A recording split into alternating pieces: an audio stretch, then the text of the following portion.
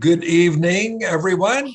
My name is Jim Simons, and it's my pleasure to welcome you to our Musings tonight. We do 2 of these a year. So Musings is a program that we have started here at Monte Vista Grove with a theme. And the theme is Musings at the Juncture of Faith and Culture in the 21st Century. And the idea is that faith and culture interact with each other and change each other. And tonight we have a topic that really fits our theme, Palestine. It's going to be Palestine. And in Palestine, you've got a whole mixture of faiths that sometimes get along with each other and often do not. But then they're dealing with a culture. No, it's really cultures, plural. And the cultures keep changing and the faiths keep changing, and there's great opportunity for misunderstanding and great opportunity for reconciliation. And I'm looking forward to our speaker tonight, who is going to help us see how the faiths and the cultures interact. All of our speakers are residents of Monte Vista Grove homes, and our hope is that we speak to each other who live at Monte Vista Grove, but even more, we're focused on engaging the wider community and giving an opportunity for people from beyond Monte Vista Grove to interact with those of us who live here. So our speaker tonight is Karen Berns, and Karen Berns has lived at Monte Vista Grove since 2012. Karen went to Lutheran College in Pennsylvania at Susquehanna and worked for 3 Lutheran congregations. And then in 1971, she worked for a Presbyterian congregation and at Tabernacle Presbyterian Church in Indianapolis.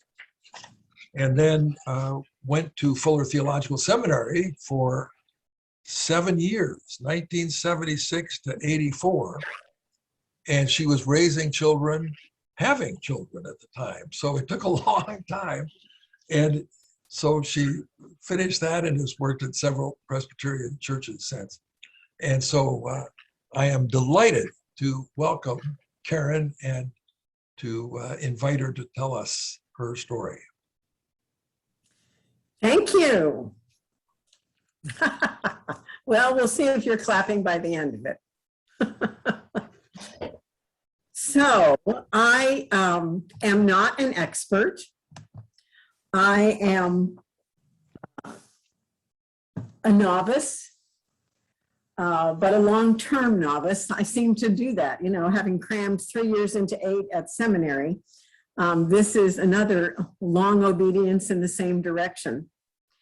And so I'm going to be sharing my journey. I'm going to be sharing some books with you. My disk on my laptop is full, so I couldn't do a PowerPoint. So for instance, the first person I'm going to be talking about, the first living stone I'm going to be talking about is Father Elias Shakur, who is the recently retired Archbishop of Haifa, Nazareth, and the Galilee in the Melkite Church. And the Melkites, as you all may know, are the Eastern Catholics, Eastern Rite. So their form of worship is kind of like the Eastern Orthodox, but they are under the auspices of the Pope and Vatican City. And Father Shakur, father in that area, is called Abuna. And so I became enamored of Abuna Shakur in the late 1980s. I was serving as an associate pastor at the Canada Presbyterian Church, and my upstairs friend, Gary Demarest, recommended that I serve on a General Assembly task force. It did not have anything to do with the Middle East specifically. And at that GA, Abuna Shakur was one of the keynoters. And I was so taken with what he had to say and with him as a person, because before that, when Palestinians were in the news, and specifically the PLO and Yasser Arafat, I actually had someone whom I knew and respected say to me, "Oh, Yasser Arafat, well, he's like the devil incarnate." And I thought, oh, wow, I bought it. And sort of generalized it. And then I heard that there were Palestinian Christians like Father Shakur.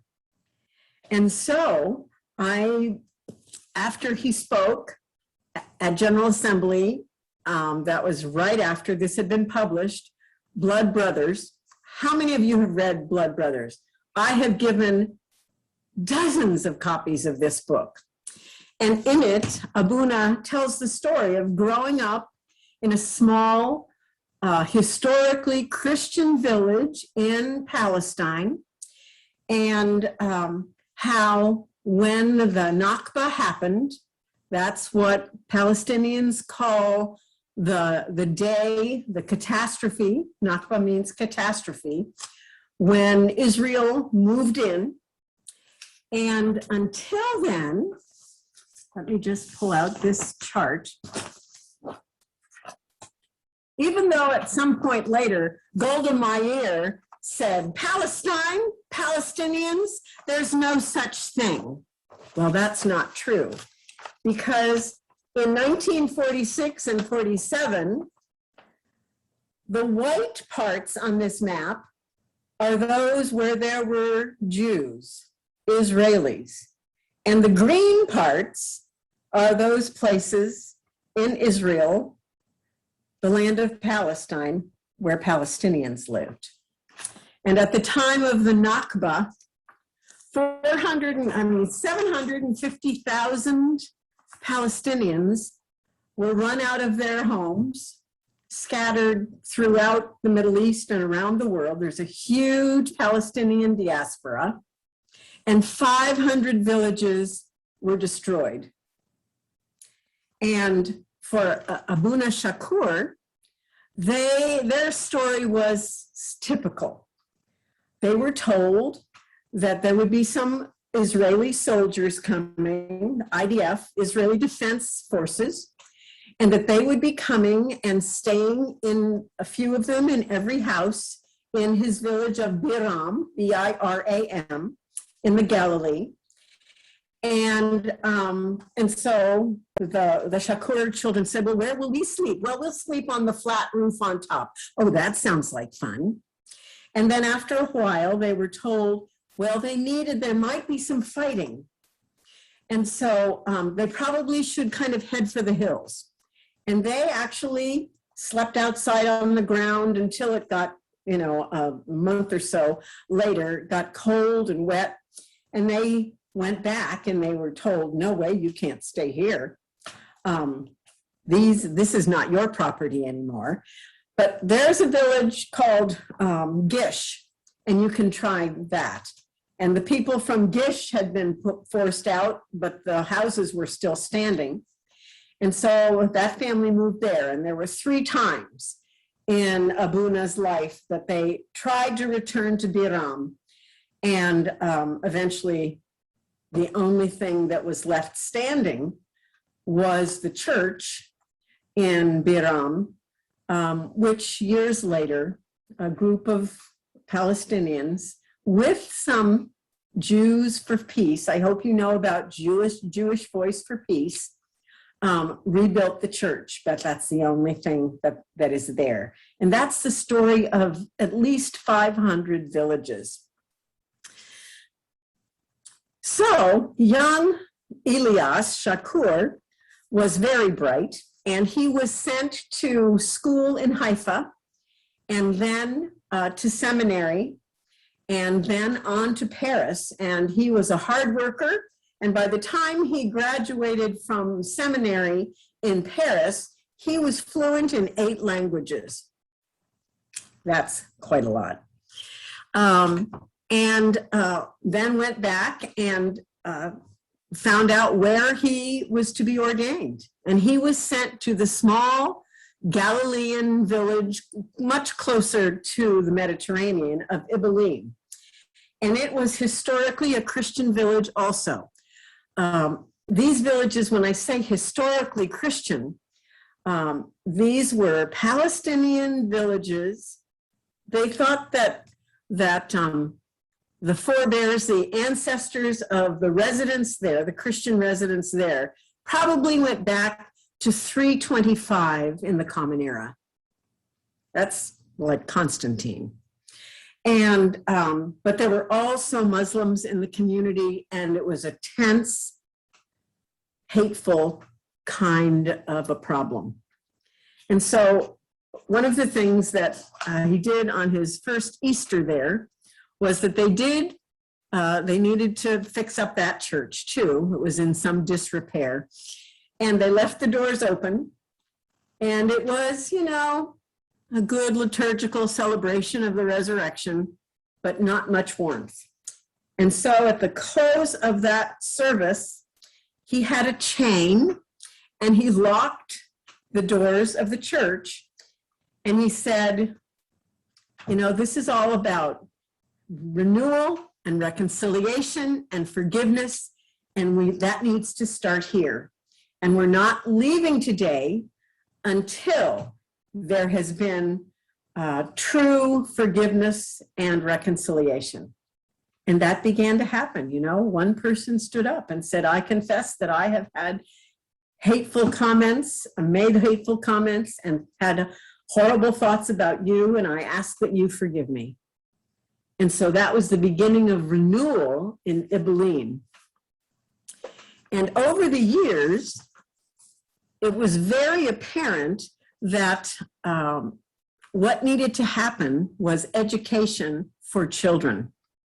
Now, one of the things that was so important to Abuna Shakur from the very beginning were messages from his parents. And even when these soldiers had come into his village as a child, one of his brothers had found an old gun and brought it into the house, and his father said, absolutely not. Get that gun out of here. I won't have it in my house. The Jews and the Palestinians are family. We share the same father, Abraham, and the same God. Never forget this. And so that was part of what Abuna Shakur's background was. And his mother was a very powerful influence on him too. And let me read this quotation from her.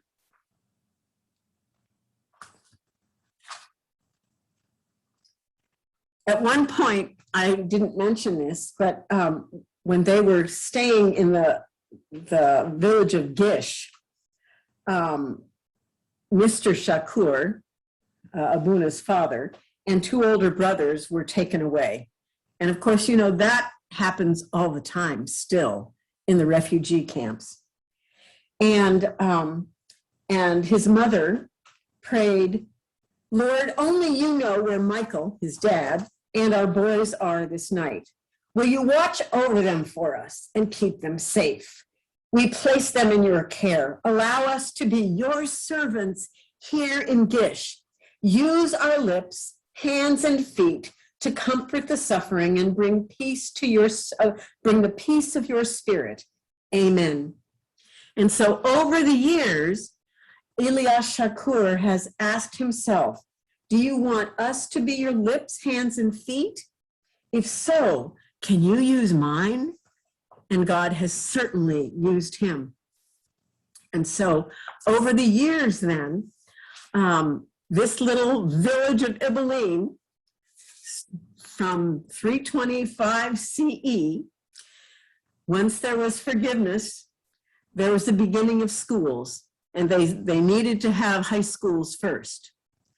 And they're very, very high-level schools, and those schools are the first schools, and ever since then, they have elementary schools and preschools and a technical college, and actually, thinking about Indianapolis, they have a small satellite from the University of Indianapolis there, all part of the Mar Elias, named for the prophet Elijah, schools. And once they were trying to get a permit for a gymnasium, the permits are so hard for Palestinians to get. It actually took Secretary of State James Baker and his wife Susan interceding for them to get the building permit for a gymnasium. And now thousands of students from a circumference of 45 to 50 miles come to schools. And one of the things that their students learn, because it's the only school, or it was the first school, that had faculty and students that were Christians, Jews, Muslims, and Druze. Druze, D-R-U-Z-E, is an offshoot of Islam, as you probably know, and it's kind of secret what all they believe.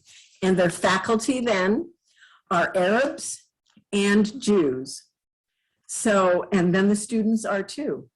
And then they're making a huge impact. And then, and they learn English, and they learn Arabic, and they learn Hebrew, because to get into the Israeli universities, they have to be fluent in Hebrew, modern Hebrew. And that's what's happening there. So he was the first person that I became so enamored of and became a huge hero to me.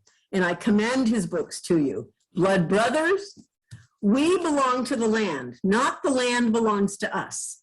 And that goes back to being one in the Levant with Arabs and Jews. And then, as Jim introduced me, I grew up as a Lutheran. My grandfather was a Lutheran pastor. And so I had always heard about Bethlehem in Palestine, on the West Bank, Bethlehem's Christmas Lutheran Church. And Reverend Dr. Mitri Raheb was the pastor of Christmas Lutheran Church for 30 years. And he was also one of the authors of the Kairos document. He has written a number of books, and a powerful one in my life is this book by him, I Am a Palestinian Christian. Oh yeah, there's another one of those. And then he's also most recently written a book about empire and many in between, Faith in the Face of Empire. I commend it to you. And in the late 1990s, he started an academy related to Christmas Lutheran Church called Dar al-Kalima. And now, as he has stepped away from being the pastor at Christmas Lutheran Church, that has become Dar al-Kalima College of Arts and Culture. And it works hand in glove, in tandem with Bethlehem Bible College, a highly respected college in the land we call holy. And so when Libby Patterson and I in 2018 had the opportunity to participate in a peripatetic conference called the Mosaic of Peace, which I commend to you, there will be one next spring, and I think they're still taking applicants.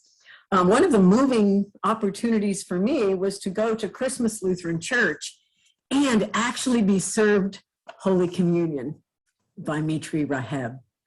And he was there, as well as our Middle Eastern contact person from the mission agency, Victor Makari. And Victor Makari has been in the Middle East. He is someone who was born in Egypt, and he is married to Sarah Bailey Makari. She is the daughter of our Presbyterian Middle Eastern expert, Reverend Dr. Kenneth Bailey. I hope you all have taken advantage of Ken Bailey's videos, his resources, his commentaries that always give an amazing Middle Eastern flavor and background and context.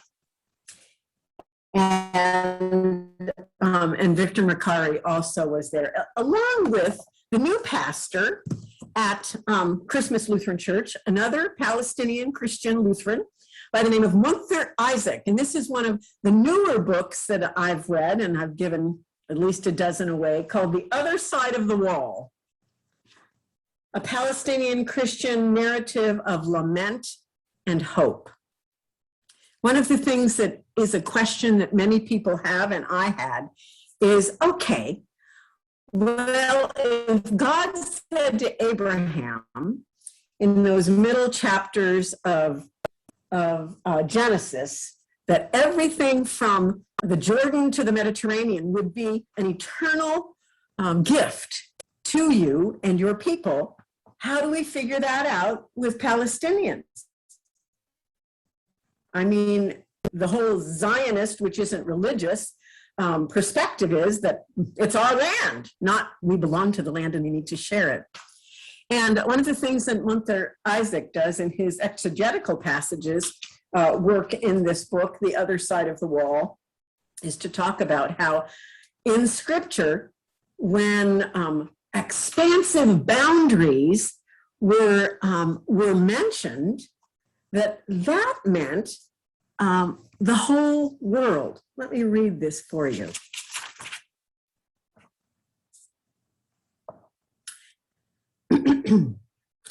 Genesis 15:18. The promise to Abraham in Genesis 15 is most striking regarding discontinuity. Quote, on that day, the Lord made a covenant with Abram, saying, to your descendants, I give this land. From the river of Egypt to the great river Euphrates. This is a huge, that goes far beyond historical Palestine. And if Christian supporters of Israel are to be consistent in their use of the Bible to support, if Christian supporters of Israel are to be consistent in their use of the Bible to support Israel's claim on the land, then must they not also call for Israel to occupy Jordan, Iraq, Syria, Saudi Arabia, and Egypt, according to this method of interpreting Scripture? That would be consistent. He goes on to say, there is a theology of the land that has a universal thrust. We cannot simply speak about the theology of the land, but instead speak about the theology of the earth. The land, according to biblical belief, is indeed the whole earth. The theology of the land is ultimately a theology of the earth, and this in turn will take us back to creation. Read Psalm 24:1. For God is concerned with more than just this small territory in the ancient Near East. God is God of the whole universe. So, you know, that this is a helpful book, and he deals with this. And so let me move on. So Monte Isaac is someone that is one of my newer living stones that I so appreciate. And as the pastor of the Christmas Lutheran Church, Libby and I were there that Sunday for worship, and he was playing the guitar and leading the children. Very multifaceted. Now, it's not all about men. Surprise. Hanan Ashrawi is someone that I got to know about in the 1990s when her book, which I couldn't find, so I printed this out, This Side of Peace, which is a fabulous book. I commend it to you. She was, as you may know, you may recognize her, was the spokesperson for the PLO and a key negotiator of the Oslo Accords, which unfortunately quickly were dashed with the assassination of Yitzhak Rabin. She, and I hope you know that Rabin was the prime minister. This was in 1995, in November, that he was assassinated. And he was prime minister and minister of defense.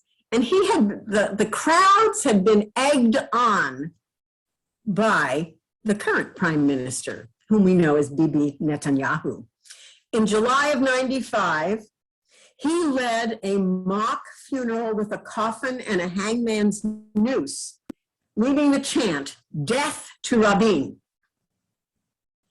And some nutcase finished the job a few months later.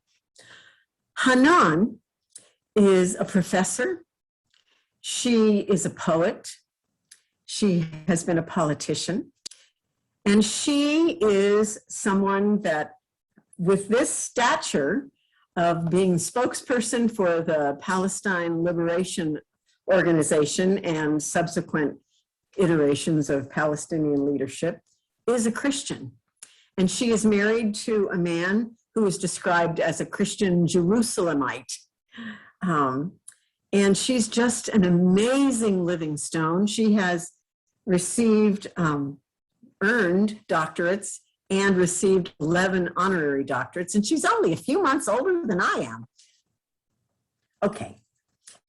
Others that have nurtured and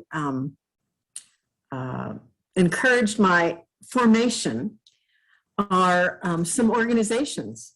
And I got to know about this term, living stones, through Evangelicals for Middle East Understanding, EMEU, which when I was involved with it, I don't even know if it's functioning anymore. It was being led by a PCUSA pastor, Don Wagner. I don't know if any of you know Don Wagner. He's the author of this book and numerous articles and things that he has edited. A wonderful pastor. And then also during the mid-90s, let me see if I can find this now. Yes, I can. I printed out a picture of Naim Atik, but I can't find it. And Naim Atik is a Palestinian Christian. He is an Anglican priest who was the canon of St. George's Cathedral, where Libby and I stayed at the St. George's Guest House when we first arrived in Jerusalem in 2018, and met his wonderful wife, Maha, a champion organist. And he and a woman by the name of Cedar Duabis, a Palestinian woman, started Sabeel, S-A-B-E-E-L.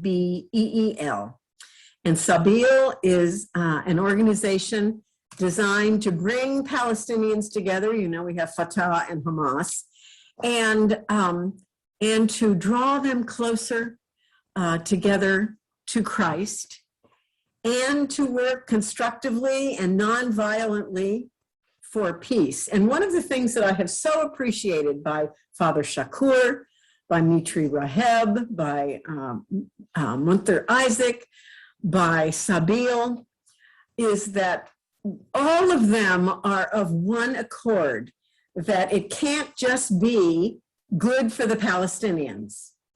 It has to be good and just for Palestinians and Israelis, for Jews, for Christians, for Muslims, for Druze, for Arabs, for Jews. And that is certainly what has happened and is the goal of Sabeel. Sabeel is supported by people all around the world, and in North America, it's supported by FASNA, Friends of Sabeel North America. That's the acronym. And they have recently had a new executive director who is an outstanding international human rights attorney. It's not Amal Clooney, but close. And it is Jonathan Kutab, and that's K-U-T-T-A-B. I encourage you to look him up. He is someone else that is a hero of mine, as are Naim Atik and Maha Atik and Cedar Duabis. You know, they say the proof is in the pudding or in our children. And the one son of the Atiks is Sari Atik, S-A-R-I, and he was one of the associate rectors at St. James Episcopal Church in South Pasadena until he received a new call to the East Coast. And Cedar Duabis, one daughter, is a human rights attorney. And we got to hear from her because she works with something called Military Court Watch. And Military Court Watch was founded because, I don't know if you're aware of this, I mentioned that, every night in the refugee camps, which, aren't tents there anymore, they're high rises. And the Israeli settlements have green lawns, single family dwellings in the settlements, pools, and in these crummy refugee camps, they have to have black tubs on top of their high rises that they have filled once a month by water trucks because they only get 1 hour of water a day if they get it. Such a double system. So unjust. Unbelievable. So, and a Military Court Watch works to find and be sure that these now over 600 children who are in Israeli jails and prisons have the same rights as if there are children that happen to be Israelis. I don't know if you are familiar with Rachel Corrie.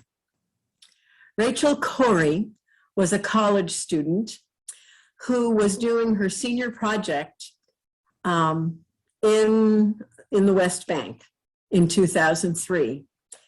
And her heart was so touched by the fact that bulldozers were bulldozing people's homes. And of course, that's now happening in East Jerusalem, but it was more in the outlying areas. And the IDF bulldozed her and killed her. She was 23 years old. She's one of my heroes too.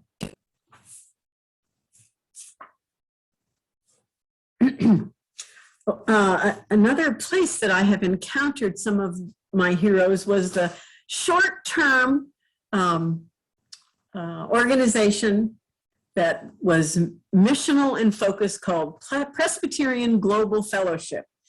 And Naim Atik spoke there, Abuna Shakur spoke there, others. And unfortunately, it went by the by, but for a while, it was encouraging for people that wanted to focus on things missional, especially in the global South and in the Middle East. I hope you know about B'Tselem.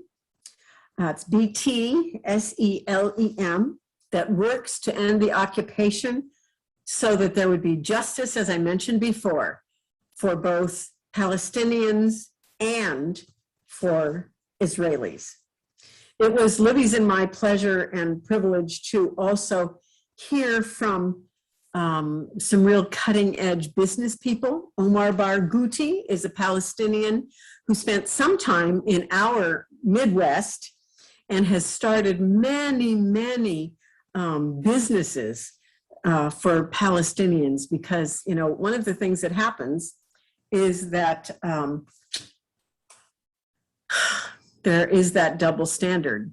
And I hope you know about the wall of separation that divides Palestinian farmers, growers of olive trees and other kinds of orchards from their farms.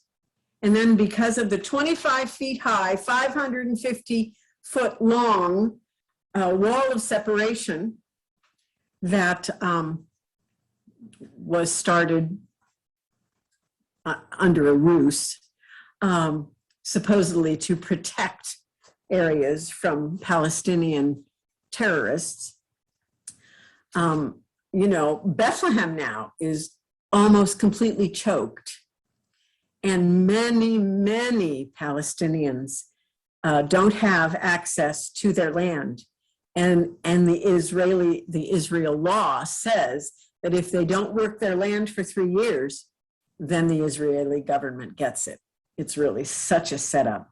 We also had the privilege of meeting with the founder of Palestine's BDS, Boycott, Divest, and Sanction. And I know it's very controversial. And that founder often has to be underground because there's a high price on his head. He dare not leave Palestine. He can't go through Tel Aviv. He would have to go through Amman, but then he would never get back. And so why would I be supportive of BDS? Well, for instance, I have a Canon printer for my computer. And when I went to get it, they at Best Buy, they said, well, there's this HP and there's this HP and there's that HP. And I said, I'm so sorry that you carry HP, Hewlett-Packard, because Hewlett-Packard provides technology and equipment and services to the Israeli military, which enables Israel to maintain their checkpoints at the walls and the whole apartheid wall, and discriminatory ID cards, and the siege around Gaza. I hope you know about the siege around Gaza that's been going for more than 10 years. So food, medicine, you know, Mitri Raheb talks about Gaza as an open air prison. The first time I ever heard it called apartheid, and why BDS began to figure in, was when Jimmy Carter wrote this book, Palestine, Peace, Not Apartheid. And BDS really did make a huge difference and bring down apartheid in South Africa. And so I commend it to you. I want to introduce you to two people that Libby and I got to know. One is Nora Court. She's one of our Presbyterian international peacemakers, and a Palestinian Christian who's had her car bombed. She runs a museum of, of Palestinian Christian artifacts, including an amazingly hand-transcribed Bible in Aramaic. Nora Court, K-O-R-T. And then when we had the opportunity to go to the refugee camp closest to Bethlehem, some of us took the opportunity to go back for a workshop. A young woman who was an NGO staff person saw a number of mothers with disabled children, various kinds of physical, emotional, and developmental disabilities, and asked them how she might be able to help them.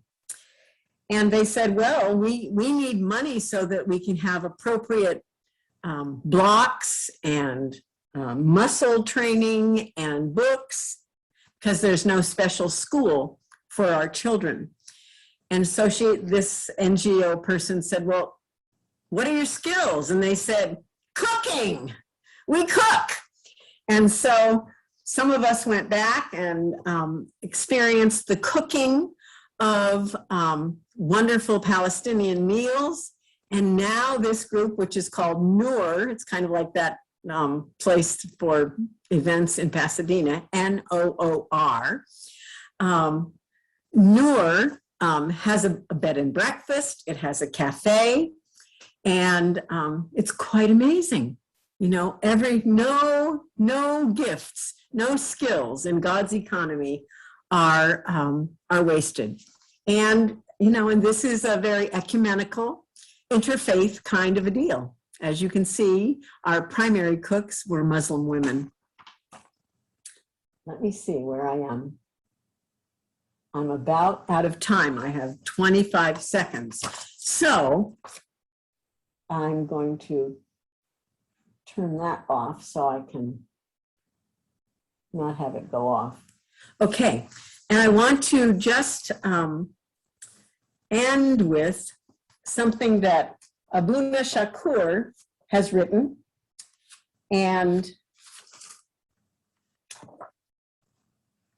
one of his, the church in Ibilene that has been rebuilt and is quite lovely, on the steps going up are the Beatitudes, his favorite scripture. These are some of the things that he says. People are not born Christian, Jew, Muslim, American, German, Mexican, or police or military. Everyone is just born a baby in the image and likeness of God. When we meet someone who is hostile toward us, we must remember that we are facing a father, son, daughter, wife, mother, sister, or brother who is a human being as we are. Treating people with respect, dignity, and love helps to give them a chance to put their hostility to the side and show respect for others. On violence and war, war only creates more widows and orphans. Violence escalates violence. God does not kill now. Whenever there is killing or oppression, it is we who do it. God is the one persecuted and is the victim of our bad deeds. God gives life. God forgives and goes beyond justice to compassionate love. About the Jews, I do not hate Jewish people. Hatred is corruption. I will always protest every evil act against me or my people, regardless of who does it. But I will never protest with violence. I will not return hatred because it only will increase hatred. If you support the Palestinian cause, that is wonderful. But if that means you hate the Jews, we do not want your support. We do not need that kind of friendship. Reach out to the Jews in your community and get to know them. They need your friendship as much as we do. They are suffering too. Work toward reconciliation and justice for all, and you will be working for peace. Respecting human rights and protecting human life should arise out of one's love for human beings and for life. We do not need peace contemplators.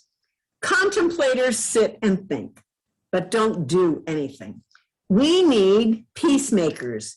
And someone that Libby and I heard in 2018 also said, we need peace builders.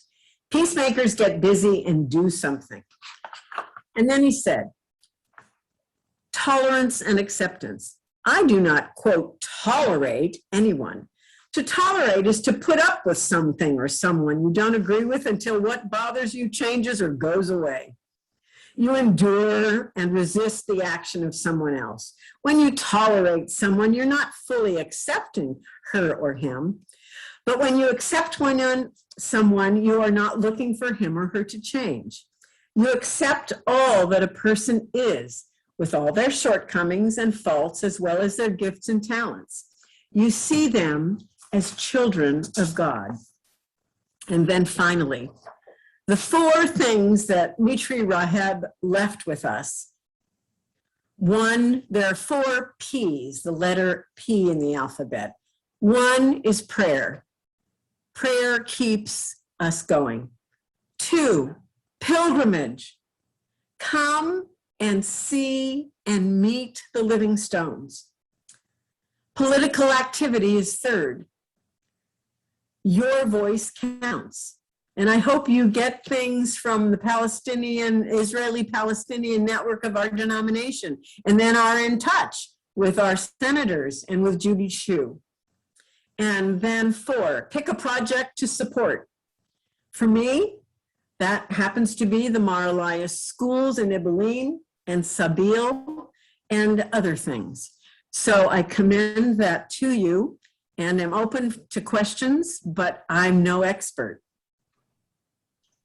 Hi, everybody. You now have the freedom to unmute yourselves and jump in and ask questions. I'm also going to launch our poll at this time. If you would vote in it, we appreciate it. Thank you so much, Karen. We do have a couple in the chat already. Tom, would you like me to read that, or do you want to ask it now? Okay, he's muted, but he's talking. So yeah, go ahead, Lindsay. Okay, Tom asks, Karen, can you please prepare a bibliography with some brief comments about each book? You've done a lot of fabulous reading. Well, yes, I could do that. Remind me, send me an email, Tom. Okay. All right, and then part 2 is, when criticism is raised of Zionism or the state of Israel, some are quick to accuse the critic of being anti-Semitic. How do you deal with this? Yes, well, actually, there's a great article that I could commend to you that anti-Zionism is not anti-Semitism. And I could talk, that would be a whole other talk, but they're not equated. Karen, I have one. Can you tell us about the terminology living stones? How did that come to be? Yes. Well, especially through EMEU and also through FOSNA, you know, in support of Sabeel, and through Pilgrims of Ibelin, which is the support network of Abuna Shakur's schools in Ibelin. Again and again and again, it is said that people come, Christians come, and they see the stone relics. They go to the Chapel of the Dormition, and they go to the Garden Tomb, and they go to Tiberias, they go to Tabgha, you know, on and on and on. But they never connect with those people who are the living people that are descendants, really, of the early church. They are the living stones, not just, you know, the buildings that we go and see and ooh and ah. So it's part of the pilgrimage.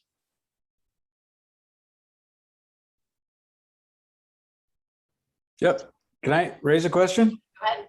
All right.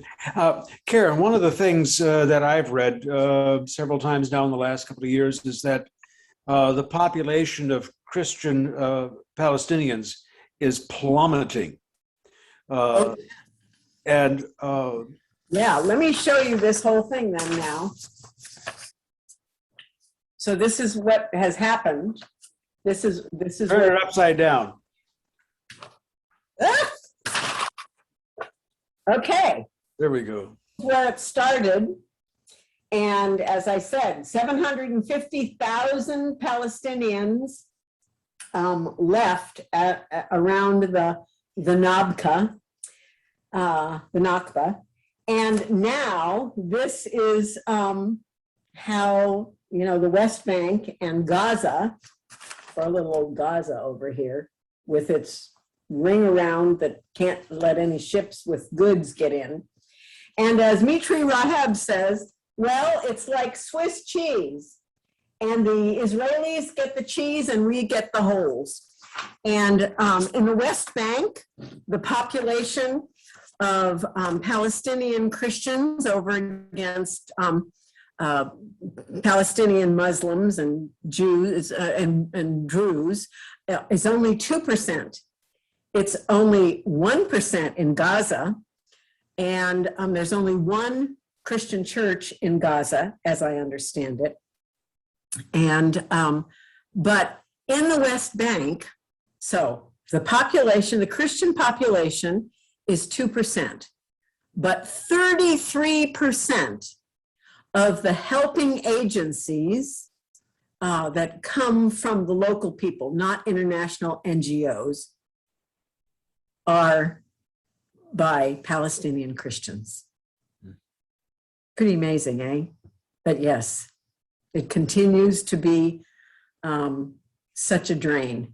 Well, and that's one of the reasons that Abuna Shakur feels like it's so important for the students who graduate from the Mar Elias High School to really stay and go to school in Israel, because otherwise it's a brain drain and they never come back. If they go to Europe, if they go to America, etc. And they need the educated skills of the next generation.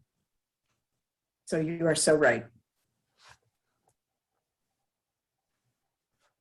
Mary? Yes, I'm Hi. a guest. Great, welcome. I was married to a Palestinian man for 50 years. Oh, I love it. When we married, it was something that we didn't talk about. And occasionally friends from church, Methodist churches, would invite us to come speak, or invite him to come speak.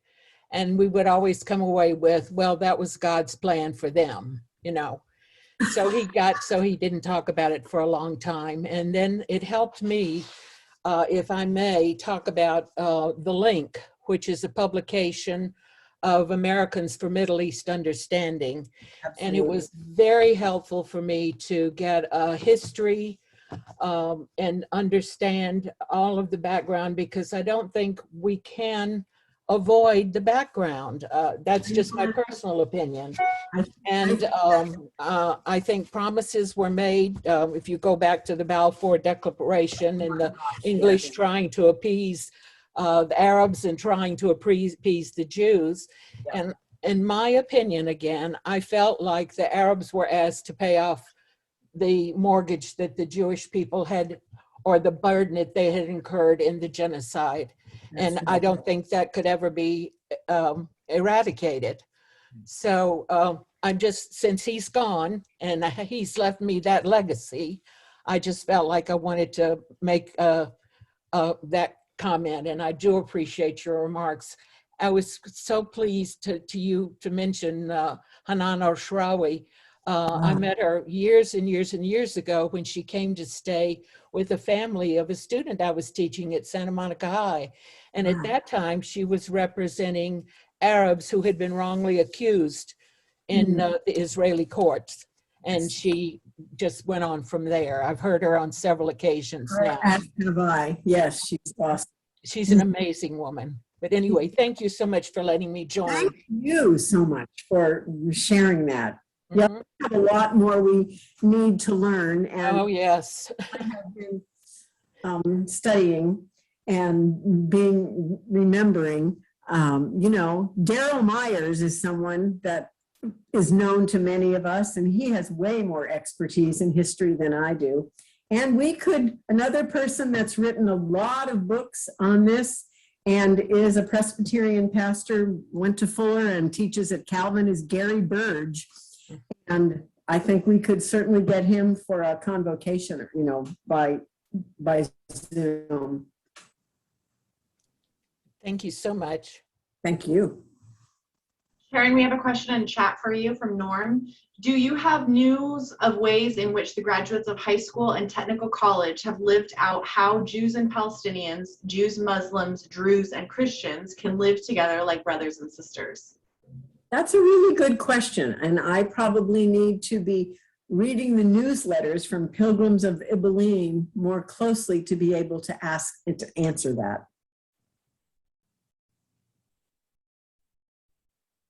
That would be a website I'd encourage you to look up, Pilgrims of Ibalim.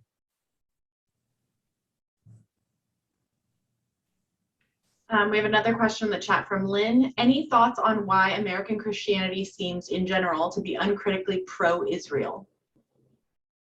Yeah, because of the huge, powerful, rich Israeli lobby. So, Karen, I want to speak on behalf of everybody who's watching this. A fantastic presentation, and we've learned a lot. And I'm encouraged to. I'm encouraged to participate. The church I go to is All Saints, and there is a Muslim, Christian, Jew fellowship and they meet monthly, and they're first with the Jews are the host, and then the Christians, and then the Muslims, and they continue, and it's a good group to participate in and keep up on the kind of things that you've been talking about. And I'm sure there are other Christian groups around that are participating with. Yes, Canada Presbyterian Church has had that kind of a fellowship also. Yeah. So thank you again. Beautiful presentation. Your enthusiasm is contagious. Oh, And- good. Yeah, so appreciate it. So we'll have another musing in February, and this is kind of fun. It'll be the 10th anniversary of when we started this, and we've had about 25 different musing presentations over the last 10 years. So keep your eye out for the announcement of who is going to speak and what it will be about. Thank you again, Karen. Thank you all. Blessings.